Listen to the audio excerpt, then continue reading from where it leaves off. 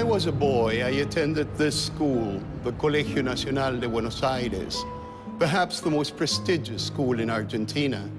Here we were taught to explore the world, to think by ourselves, to read whatever we wanted. Shortly after I left, the military dictatorship plunged Argentina in a bloodbath that lasted until 1983. To carry the wrong book meant being imprisoned, tortured, perhaps killed. Danger in a book lies in the eye of the censor.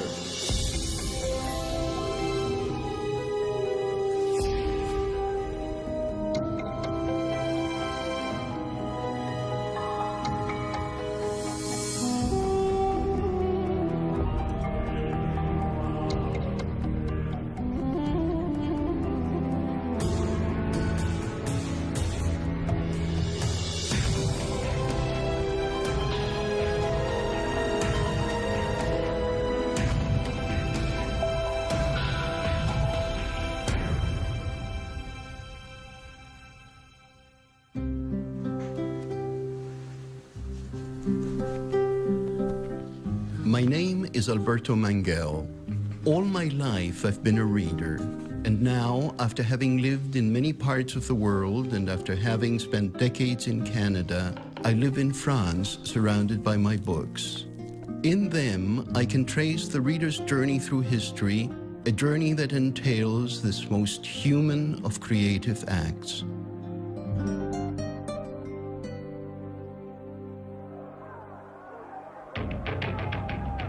Closed-circuit television images from the Danish embassy in Beirut, Lebanon, February 5, 2006. Lebanese soldiers allow Muslim demonstrators to act out their collective rage.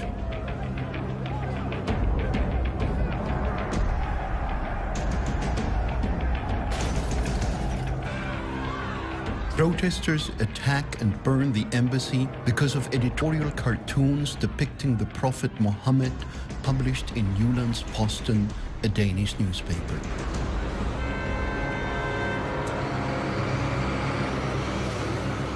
Denmark is one of the strongest liberal democracies on earth, where the media have long enjoyed almost complete freedom. Now, as its newest citizens arrive with their own belief systems, the country struggles with what is acceptable for publication. The debate caught fire when Jyllands-Posten's culture editor heard that the children's writer couldn't find an illustrator for a book on the life of the Prophet Muhammad. Since certain readings of the Quran forbid depictions of the Prophet, no illustrator would take the job out of fear of reprisals. So I wrote a letter as a follow-up to this story about the children's writer to all members of Danish Association of Cartoonists. And out of 25 active members, 12 responded. And it was an open invitation. I was not out to mock or satirizing or ridiculing, but because we do have a tradition of satire in Denmark, some of the cartoons are satirical, but they are very different, both in the way they're depicting the prophet and in whom they are targeting for satire.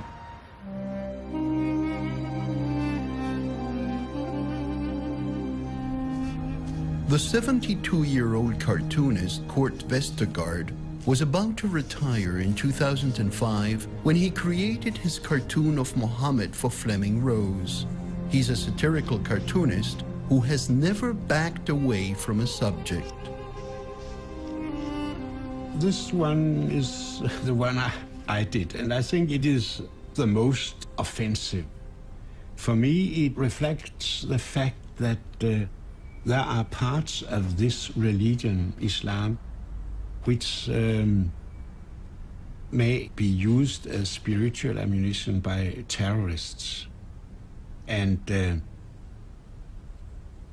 I think I was right, because now they threatened to kill me.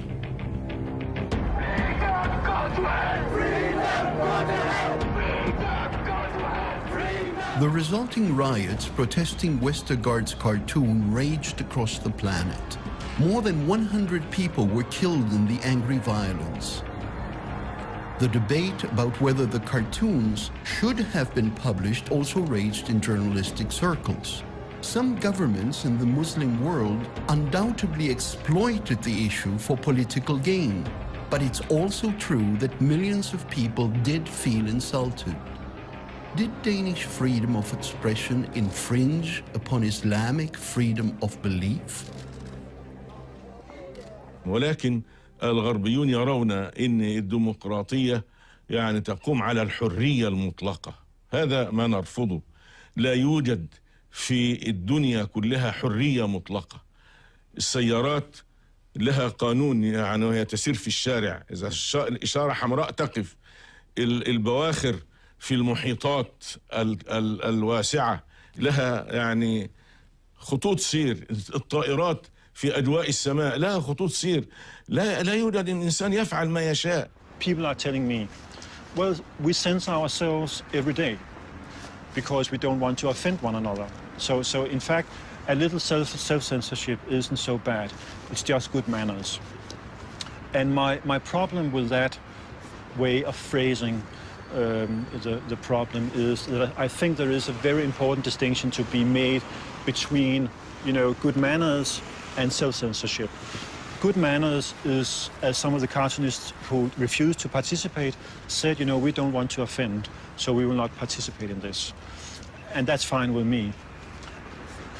But self-censorship is when people are saying, I would like to do this, but I'm not doing it because I feel intimidated and I'm afraid.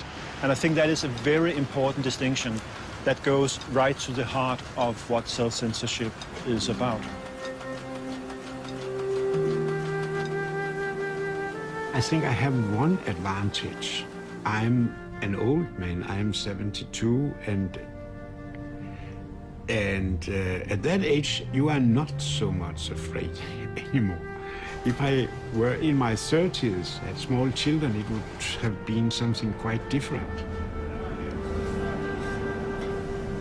Westergaard's readers still look forward to his cartoons, and he's more motivated than ever to create them. You can see Osama bin Laden standing there beside a demonstration, USA out of Iraq. And then he says, useful idiots. I have been met with a lot of sympathy from my colleagues and the staff and the editor-in-chief here, but also in the street where I have been stopped by passers-by who said, well done, go on with that. we support you, we are behind you. But there has also been shouting from Muslims who had shouted to me, may you burn in hell. The danger is real. Westergaard and his wife have had to live in a series of safe houses protected by Danish security agents. Now we have just passed safe house number 9 since November. It's difficult. You must sleep in a new bed. You must go to a new bathroom. Everything is suddenly different. And this is only a period, perhaps 4 or 3 weeks. Then you have got to go to another place. This is just not a Danish story. It's just not a European story. This is a global issue. In a democracy, you do have many rights. You have the right to vote. You have the right to assembly. You have the right to freedom of religion, the right to movement, and so on and so forth. But the only right you do not have in a democracy is the right not to be offended. You cannot insist on not being offended. So that's part of modernity, and it's part of living in a multicultural, multi-ethnic, multi-religious society where there are so many individuals and so many groups with different thresholds of offense and what is taboo and what is not. The cartoons have now been published in several Western countries, inviting court cases claiming the contravention of hate speech laws. To date, no case has been won against their publishers.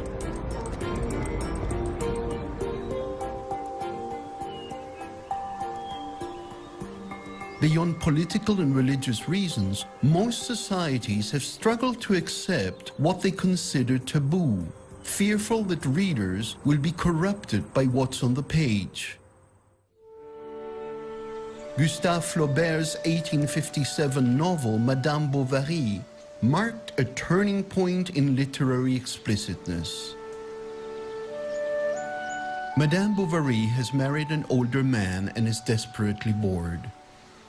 She turns for excitement to romance novels, but she makes a mistake. Seduced by the adulterous women of the novels, she decides to emulate them, and the result, both for her and for her author, proved tragic.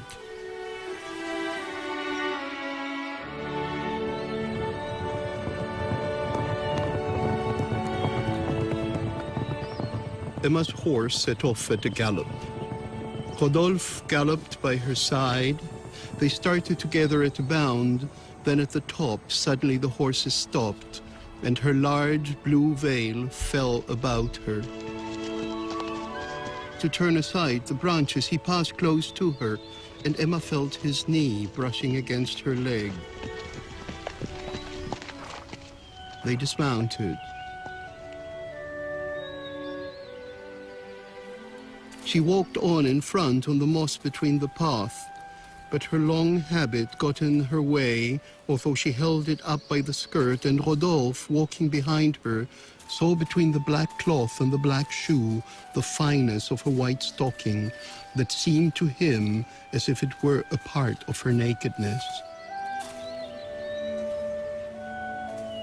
He drew her further on to a small pool where duckweeds made a greenness on the water. "Oh, Rodolphe," said the young woman slowly, leaning on his shoulder.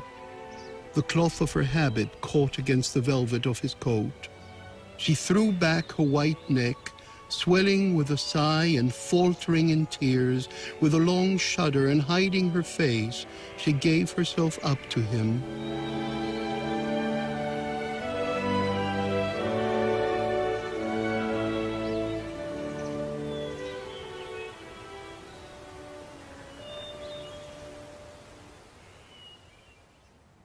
Over a century ago, this would have sounded scandalous to a reader, and not perhaps because of the words they were reading, but because of the social context in which they were read. The book that Flaubert wrote with such care, trying to construct a new way of telling a romantic story, seemed scandalous, and it was deemed pornographic. The fact that a married woman would have a love affair seemed unsuitable for the common reader. Bourgeois French society considered Flaubert a monster, and he was tried in January 1857. But within a month, he was cleared of all charges.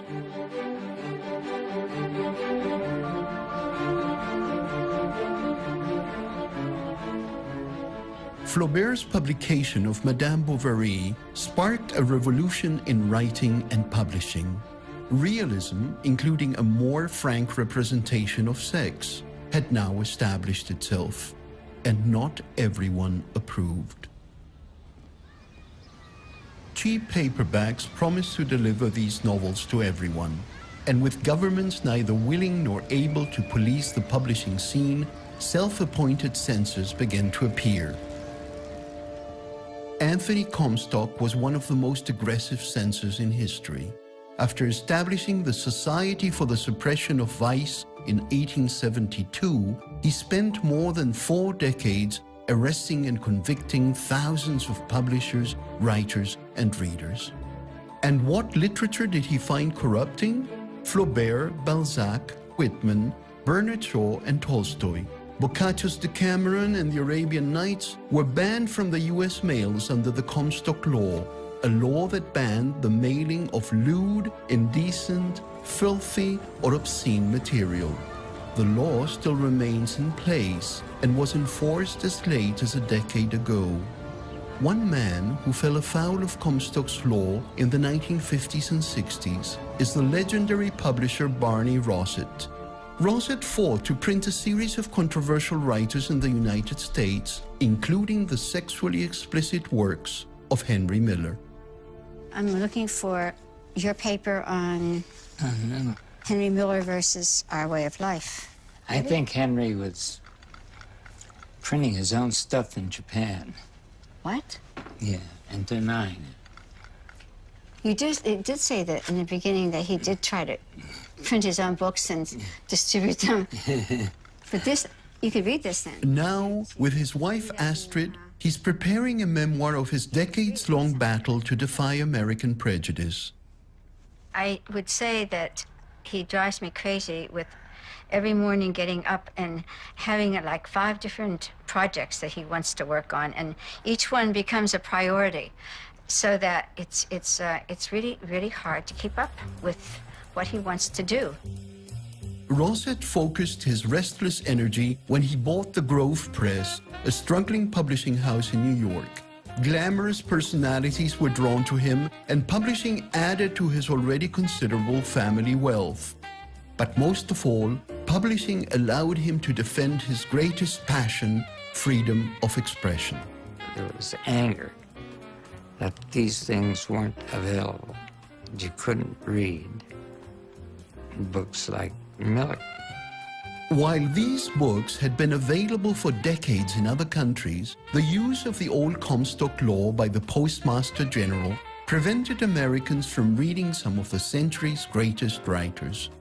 Persistent action on a nationwide scale will be absolutely necessary for a long time to come to cope with the defiant plans of these filth racketeers to continue expanding their businesses.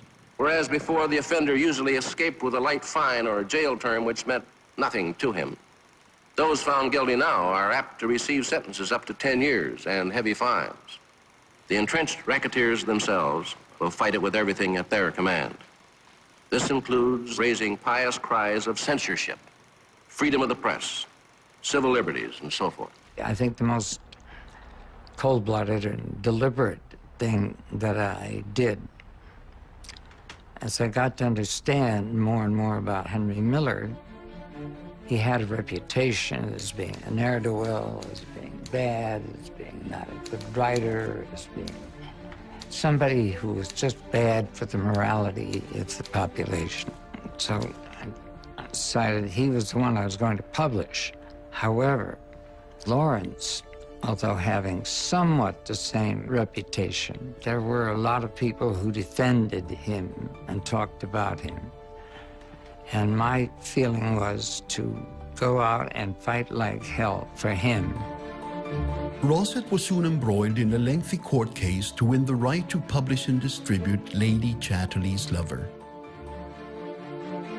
Well, what about the postmaster's charges that the book is filthy and obscene? Well, we, along with as far as we know, practically 100% the American literary community feel that the postmaster is completely wrong in his opinion, and we vigorously deny this assertion. He won his case against the postmaster, but Rosset continued to be harassed by city and state authorities. On a book like Lady Chatterley, we must have had 60 or 70 separate cases. That was very expensive. The endless court appearances took their toll, and Rosset was forced to sell his property in the Hamptons to defend his books. And it just became a way of our life to try to do something about the situation that we were in. Having won the Chatterley case, Rosset was ready to publish Miller's Tropic of Cancer and take his chances. I was never worried about the danger or whatever. That here I was walking around the streets of New York with a piece of loaded dynamite, and that I didn't seem to notice it. Everyone else was, running in all directions. And we sold some, and we got arrested. We got arrested by the mail, by the police, in every different way you could think of. Rosset was accused of publishing Tropic of Cancer solely for the money.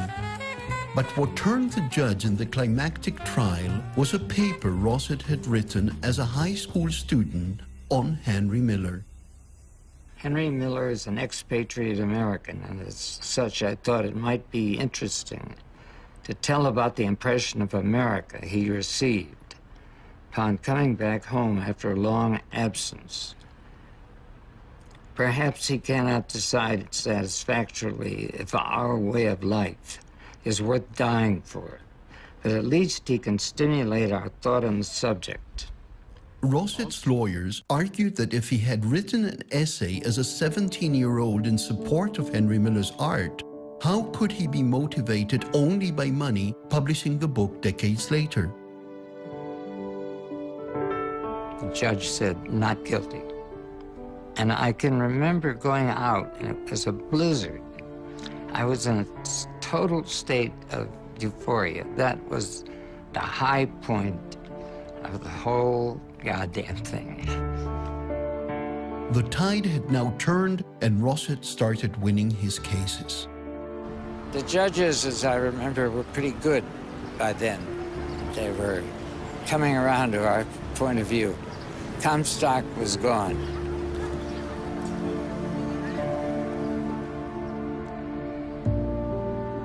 The literature of D.H. Lawrence and Henry Miller may be widely available now, but the debate over sexual content hasn't ceased. Miller's work is now considered a classic example of serious erotic literature. But what about pornography, written material which is much more sexually explicit? Each society uniquely manages its relationship with what it deems to be pornography. Some allow freer access, some impose greater bans. Child pornography, however, is a universally reviled form of expression. Should anyone be allowed to possess it? Recently, Robin Allen Sharp has challenged Canada's child pornography laws. He argued that the short stories he had written were artistic works of his imagination and should be protected by free speech laws. I think that we should have child pornography laws that protect children and are not designed to protect the sensibilities of the righteous. The court found him guilty of possessing photographic child pornography, but upheld his right to create and read pornographic stories.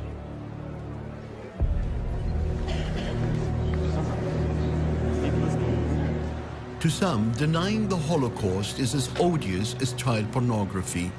British writer David Irving has in the past denied the Holocaust in speeches and in books. I say I'll give $1,000 to anyone who can find one document showing that Adolf Hitler even knew about Auschwitz.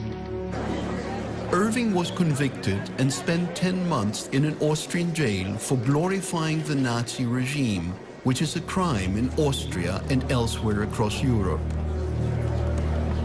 For me to be standing here on trial for an opinion I expressed 16 years ago as a historian is ridiculous. And for Austria to try to pretend it's not a Nazi state in doing so is ridiculous.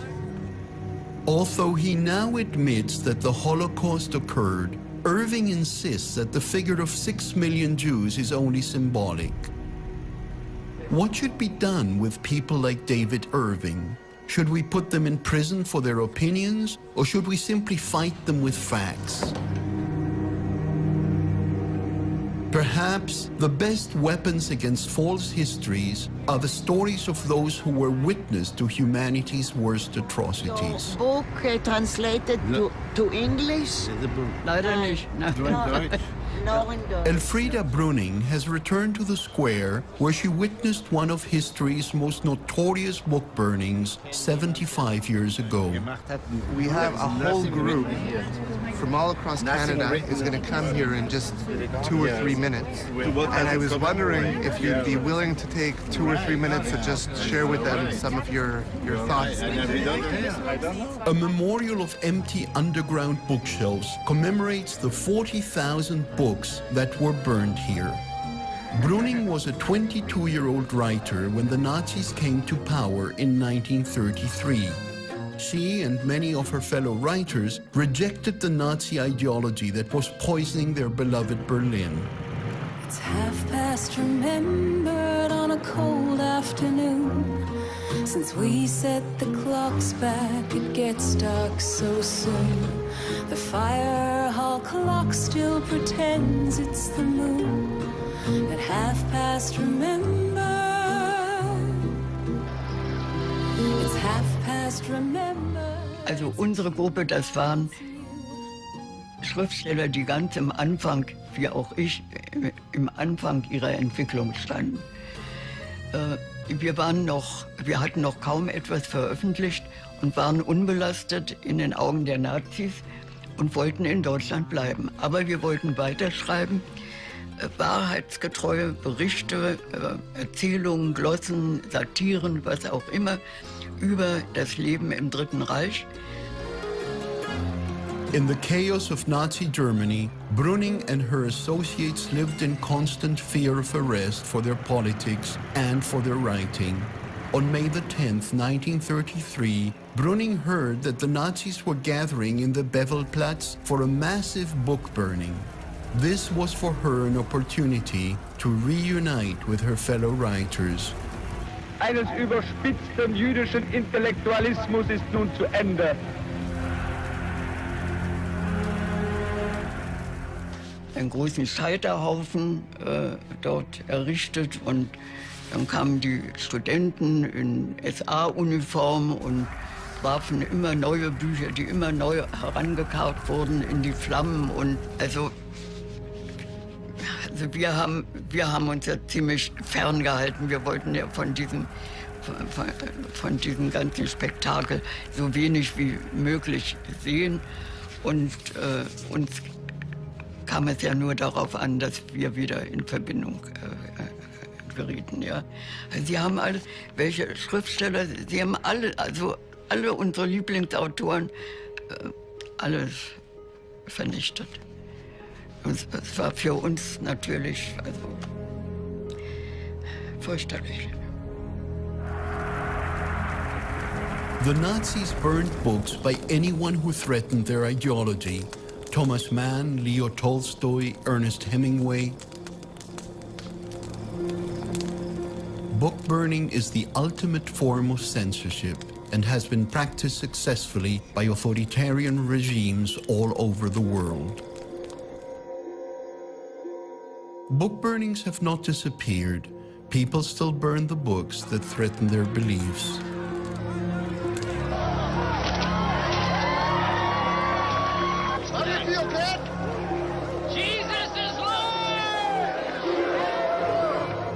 It's easier to destroy something one doesn't understand than to try to understand it. That fear of the other can lead to the destruction of people as well.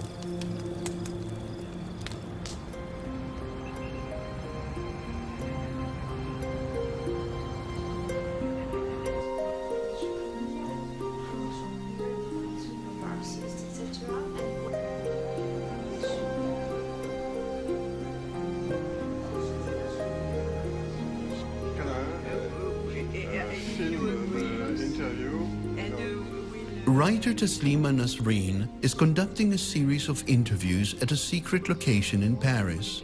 The Bangladeshi writer's books have angered Muslims and non-Muslims alike all across the Indian subcontinent. Appeasement policies.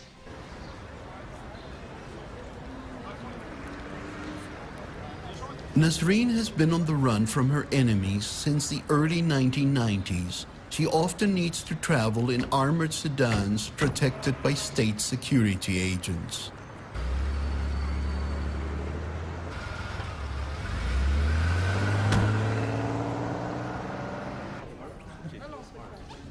Luminaries of French culture and government gather to honor Nasreen on the day she is awarded one of France's greatest literary awards, the Simone de Beauvoir Prize.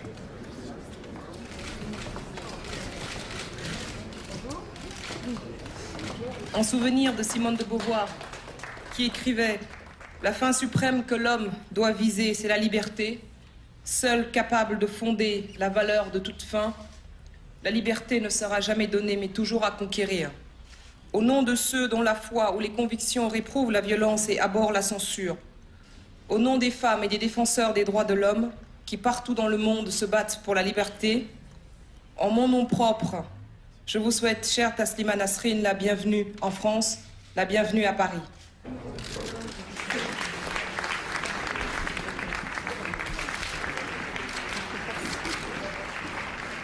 I came from Bengal.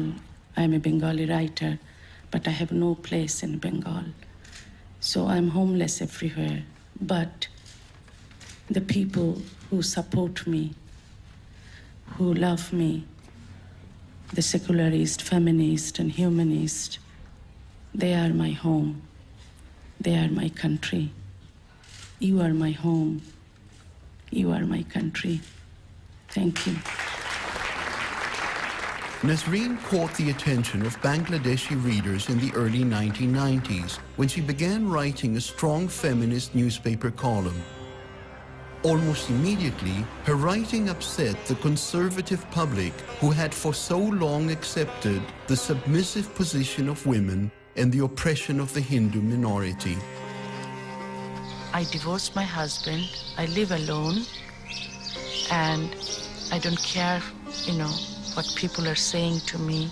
And I chose a man as a boyfriend, and I had sex with him, and I enjoyed that. People do not like to see a woman is strong. She is taking decision by herself. She doesn't care what people would say to her, They can't stand me. They can't stand my ideas. Her debut book, Leja or Shame, told the story of the rape of a Hindu girl by a Muslim man. The government banned it. An Islamic fundamentalist group issued a death sentence against her, and she was charged with blasphemy.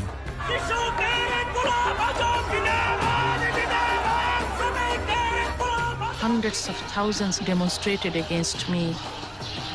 They demanded my execution by hanging. The whole country was kind of paralyzed, Government filed case against me on the charges of hurting religious feelings of the people.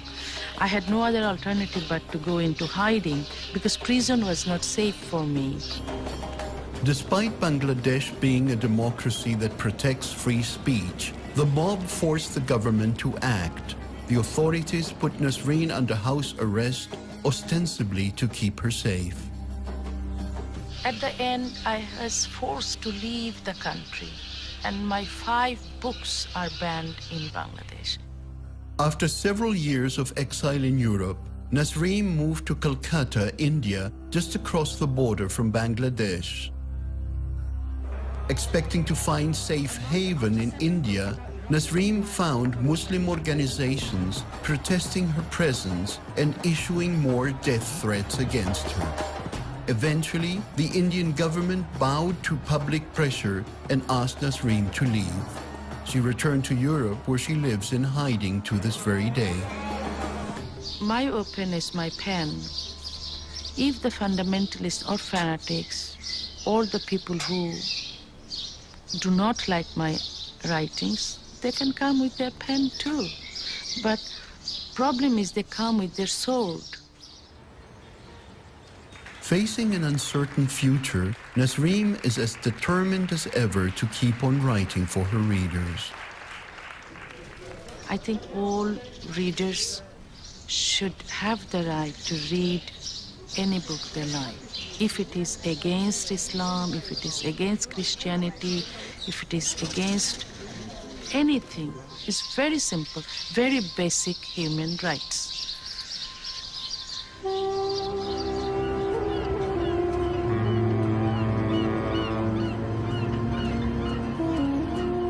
Istanbul has long shared both Eastern and Western cultures. It sits on both sides of the Bosphorus River, one half in Europe and one half in Asia.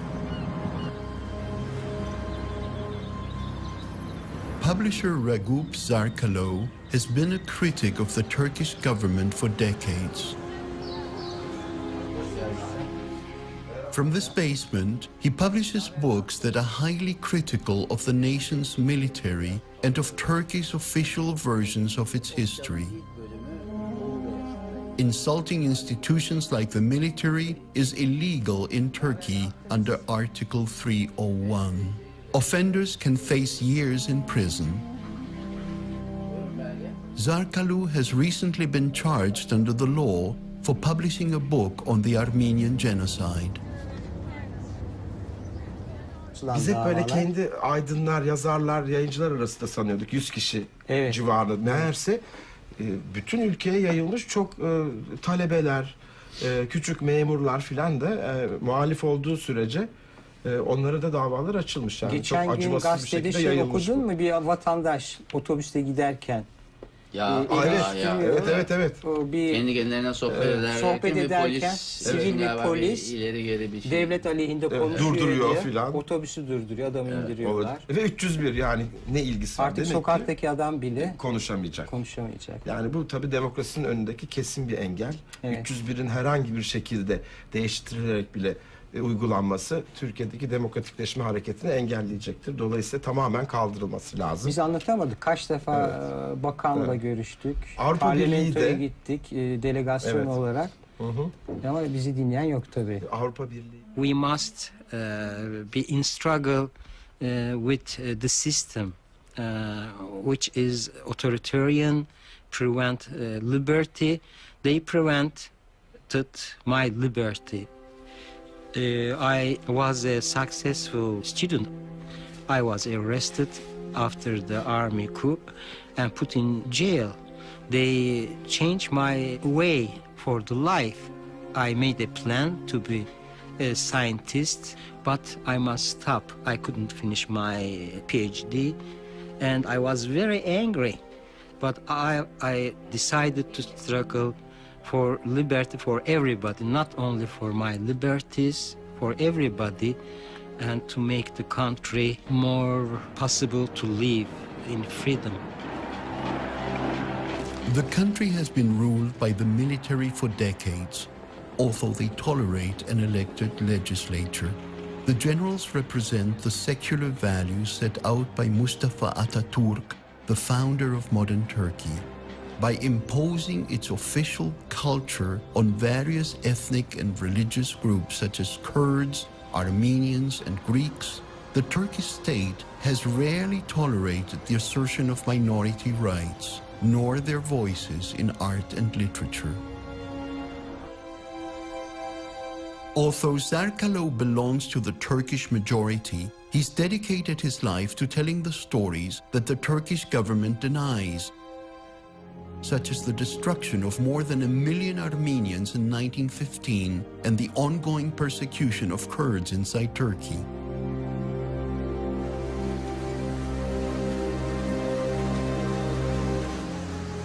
For publishing books on these topics, Zarkalo has been charged, convicted, and jailed several times under laws that forbid anti-Turkish activities. In 1995, Zarkalo's publishing house was firebombed. They cannot prevent my liberty.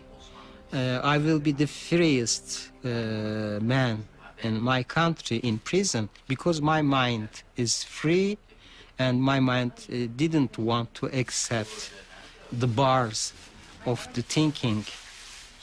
So we are creating, as my late wife say, our liberty, our freedom. Zarkalo has recently focused on publishing Kurdish writers. Millions of Kurds live in Turkey, mostly in the south of the country. Their political movement has demanded a separate Kurdish state. In Istanbul, thousands of Kurds have found themselves herded into a ghetto called Tarlabasi, surrounded by police stations.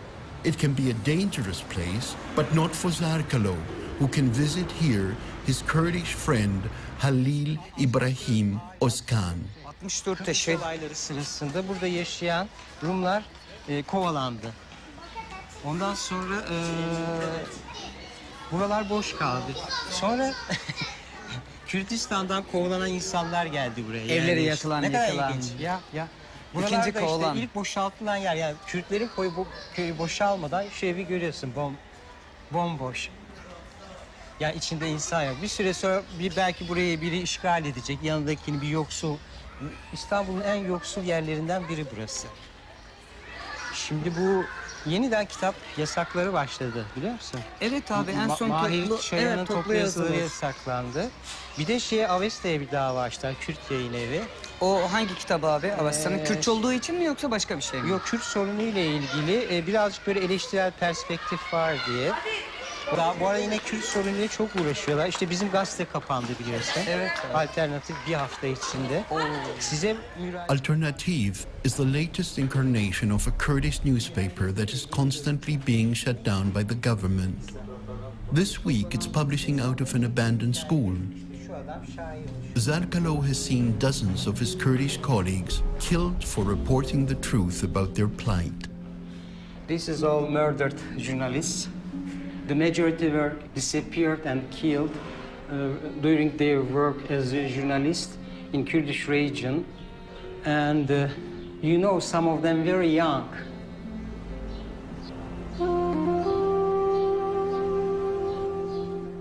It was paramilitary groups organized by the military during the Kurdish war. Especially they took target the Kurdish writers, intellectuals, or human rights activists.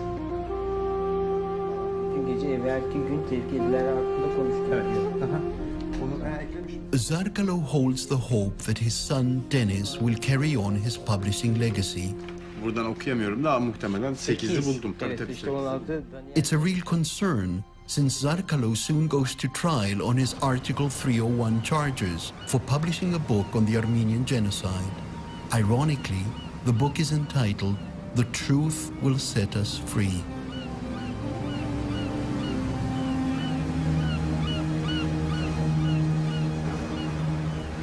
As a great German poet said, if they begin to burn the books, it means they will burn the man.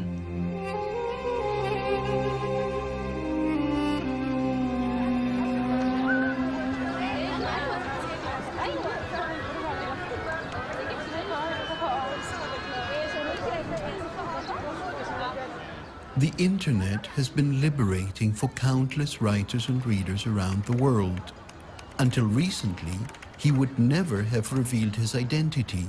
But blogger Wael Abbas has tens of thousands of Egyptians watching the videos of police brutality he posts online.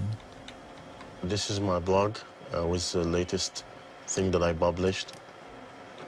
Here are a list of some of the police torture videos.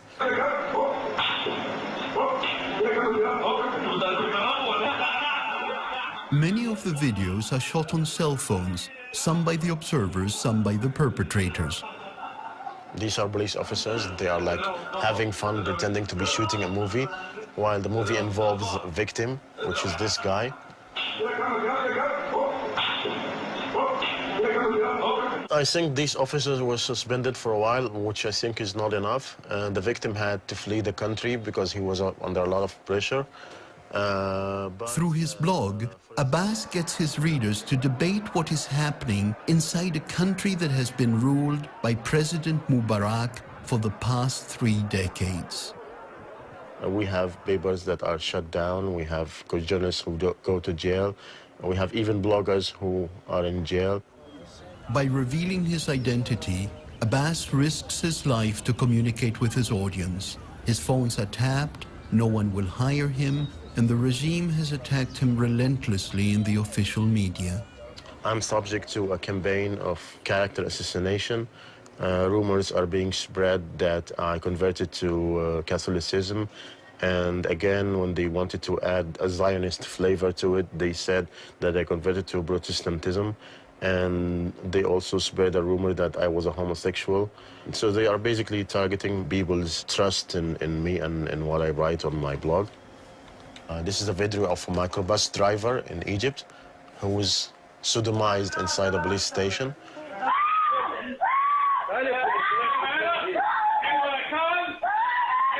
The officers who were involved in this were convicted of torture, and they were sent to jail for 3 years. And the good thing also is this video was used as evidence in the court.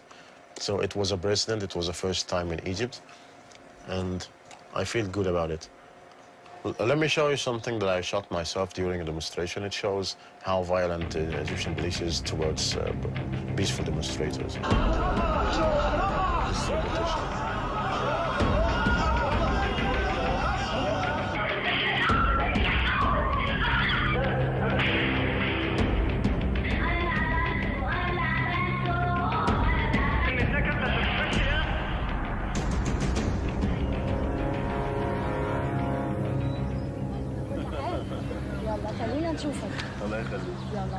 Since going public, Abbas has not been jailed, yet. Nor has his website been shut down. The same cannot be said for bloggers in many other countries.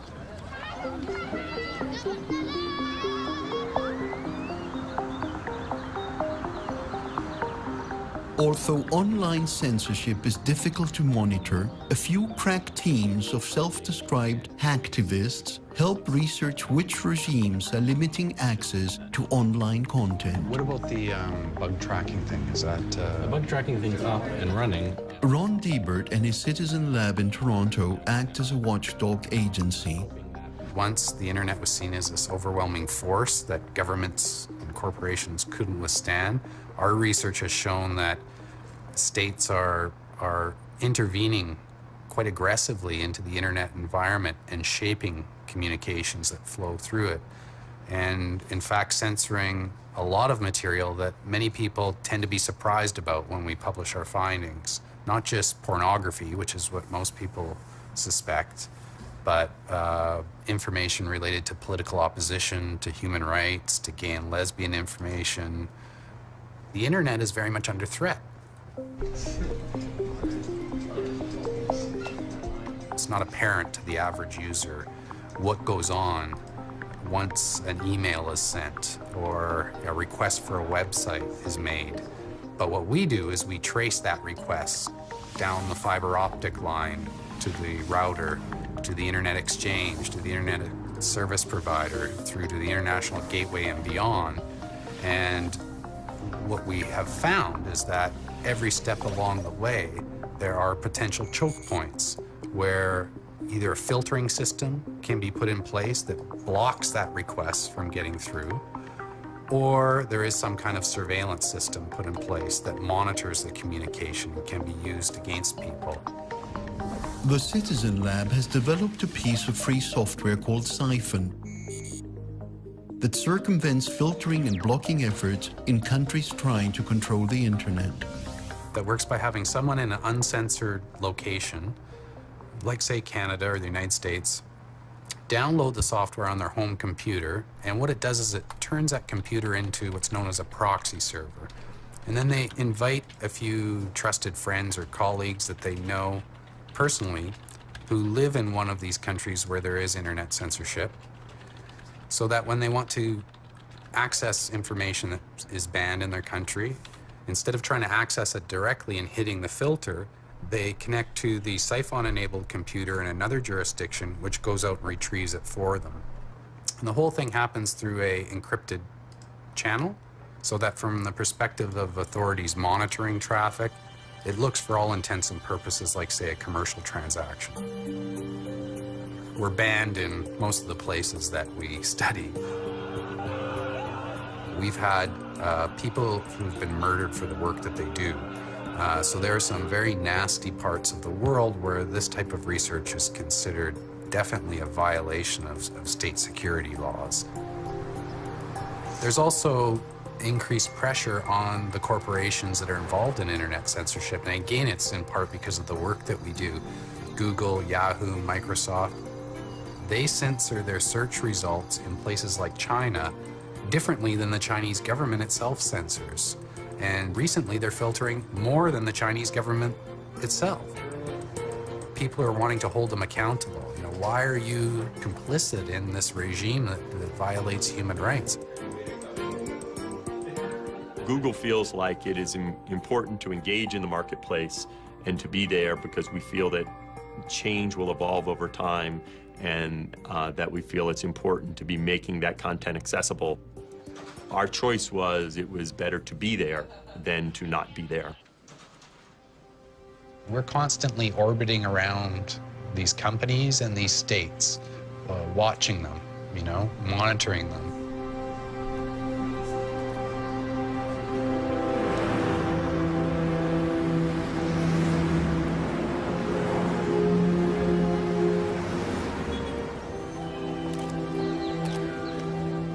After the trial, Zarkalo has been found guilty.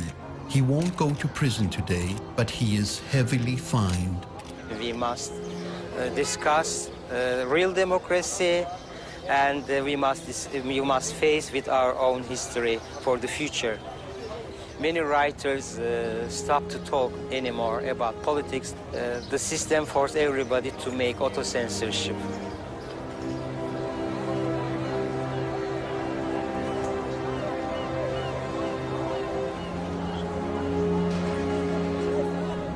As long as there are those dedicated to publishing without restrictions, no matter the cost, readers will be free to read what they want.